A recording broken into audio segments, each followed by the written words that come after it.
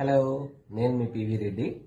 ఈరోజు activities for sensitive diet కొన్ని examples discuss చేసుకుందాం.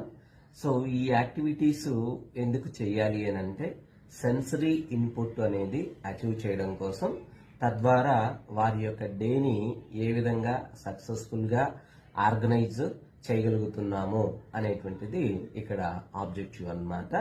ఈ సెన్సరీ డైట్ యాక్టివిటీస్ లో పుల్లింగ్, పుషింగ్, లిఫ్టింగ్ ఆబ్జెక్టివ్స్ ఉంటాయి. సో ఉదాహరణకి ఎట్లా ఉంటుంది అంటే వెయిటెడ్ బ్లాంకెట్స్, వ్యాగన్ వీళ్ళు గోడకు ఫిక్స్ చేసి ఉంటారు, అలాగనమాట.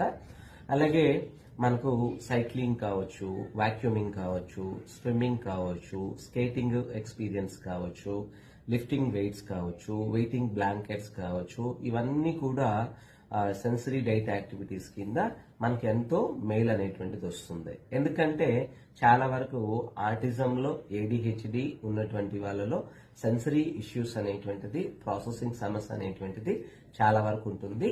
దానిని అధిగమించుకోవడం కోసం మనము ఇవన్నీ కూడా చేస్తాము. ఇది వయసును బట్టి పిల్లాడి యొక్క సామర్థ్యం మీద కూడా ఆధారపడి ఉంటుంది. అలాగని జనరల్ గా అందరికీ అన్ని యాక్టివిటీస్ సూట్ అయితే కావనమాట. Thank you. మరింత సమాచారం కోసం మైండ్ కేర్ ని సంప్రదించండి.